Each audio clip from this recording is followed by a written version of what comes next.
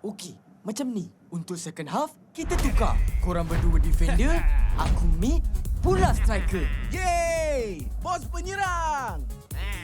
Prit, prit! Second half, mula! Ha? Nama kau! Nah pula!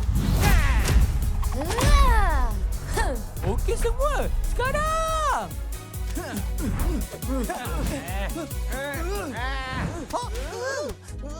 Alamak, diorang jaga Samad. Dek, Barah, palinglah cepat! Nahan! Nah pula, skor!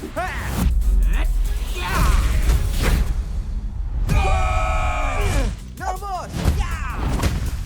Huh? Kena bagi ke orang lain ni. Hiya!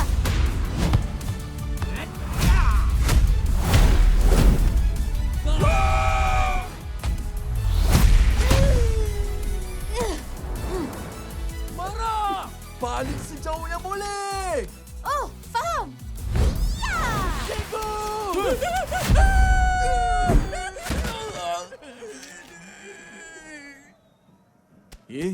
Cikgu Jamie dengan Deep dah pingsan. Apa lagi, bos?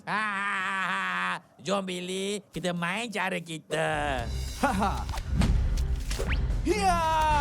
Cepat Billy, ke gawal gol diorang. Alamak! Ish, korang ni dah main kotor. Bom angin. Hiya!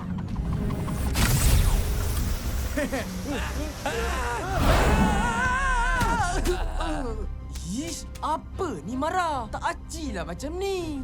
Dah, sesuka hati kau je main macam ni. Kalau macam tu, aku pun akan pakai gadget. Sedia? Mechabot? Mechanize! Baik, Mecha. Mecha bola? Kau mekaniskan aku jadi bola?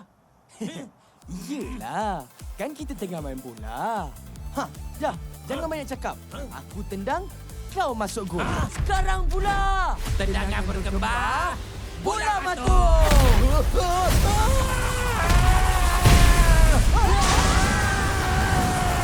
Happy Barah! Jangan harap. Kerja sekolah. Alamak. Prit! Prit! Hooray! Kerja sekolah untuk Amato! Aduh, habislah. Kita dah kalah.